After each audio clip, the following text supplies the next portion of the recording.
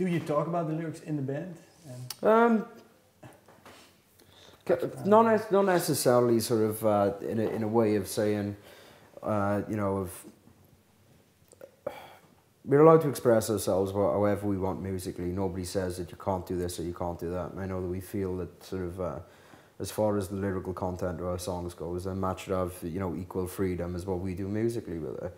And sort of, I don't think we sit down and to sort of discuss ideas, and sort of we ask like sort of questions to you, obviously, of what are songs about? Do you know what I mean? Where do they come from? What do they mean to you?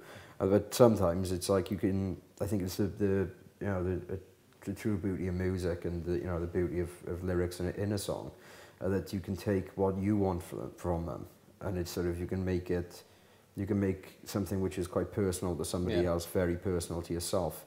So sometimes it's like there'll be songs which we have which I don't think any of us will turn around and ask what they're about, because it's something which is obviously very personal to Matt, but it's also something which we all feel like we can reflect on personally. Yeah. And so we draw what we want out of it to come up with what the song means to us then. You know, I have a point that I make in the songs, but I don't necessarily make it as black and white that everybody can say, okay, that's the point he's making. I know the point that I'm making in the songs, but I leave them with just enough kind of vague notions there that people can interpret them in a way that makes it special to them.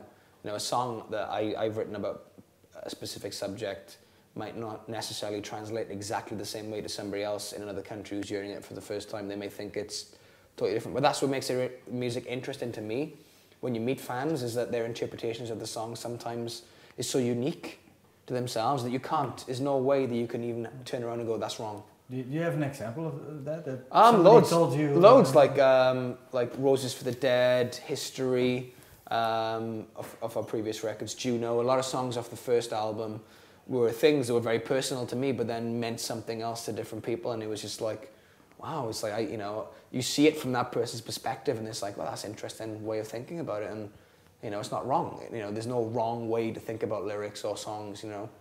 They are very personal, and, you know, I think they can't not be. You know, to write songs that aren't personal, you're totally detaching yourself from the point, and when performing them, you might as well just be miming somebody else's song. Yeah. You know, you have to have a feeling there, something that you need to get across, a passion.